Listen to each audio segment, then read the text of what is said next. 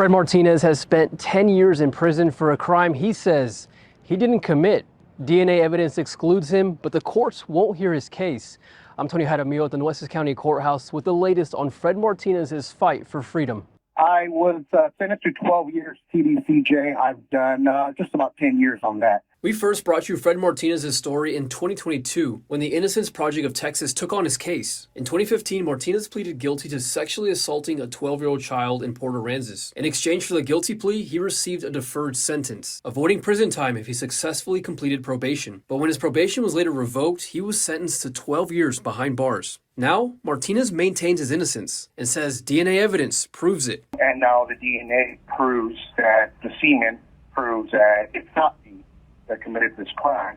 The Innocence Project says Martinez took the plea deal because he was caring for his disabled mother and was told he would get out of jail that day if he pled guilty. Ware says it's a common dilemma faced by defendants, particularly those without strong legal representation. Martinez also represented himself in many of the post-conviction proceedings. He really had not gotten a fair shake at all because largely because he had been representing himself in the post-conviction proceedings. According to the Innocence Project, DNA testing identified sperm and semen on the victim's underwear from an unknown male who is not Fred Martinez. The Department of Public Safety came back with the DNA results from the original investigation, and the DNA results showed that it was actually another unknown male who perpetrated this single perpetrator offense, and they never notified Mr. Martinez or his attorneys. The problem? Mike Ware says those DNA results came back in May 2015 while Martinez was still on probation, but prosecutors never disclosed them. That's a violation of the law. That's a violation of the United States Constitution. It's a violation of the Michael Morton Act. The Michael Morton Act requires prosecutors to disclose all evidence, including evidence that could prove innocence, to the defense. Martinez and his attorneys say he didn't learn about the DNA results until 2019 when his sister stumbled upon them through a Port Aransas Police Department employee. The Innocence Project filed a writ of habeas corpus, a legal petition to present this new DNA evidence in court, but the district attorney's office moved to dismiss it. Court documents show the judge granted that dismissal immediately. So within 60 seconds, it appears she granted their motion. We didn't get a chance to be heard.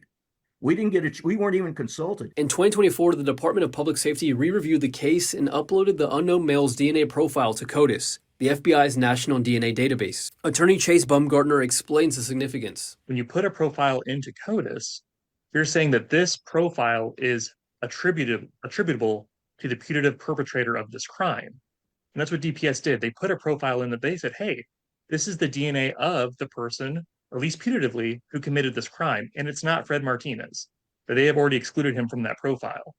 So they're saying the DNA of the perpetrator is not Fred, and then the DA is saying, right, but we still think the perpetrator is Fred. Ware calls DNA the gold standard of forensic evidence. He believes ignoring strong DNA evidence sets a dangerous precedent for Texas's legal system.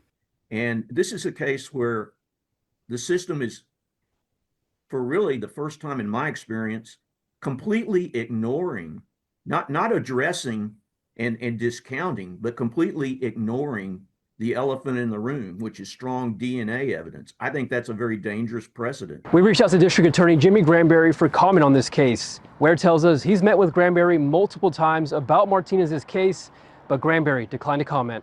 For 6 Investigates, I'm Tony Jaramillo.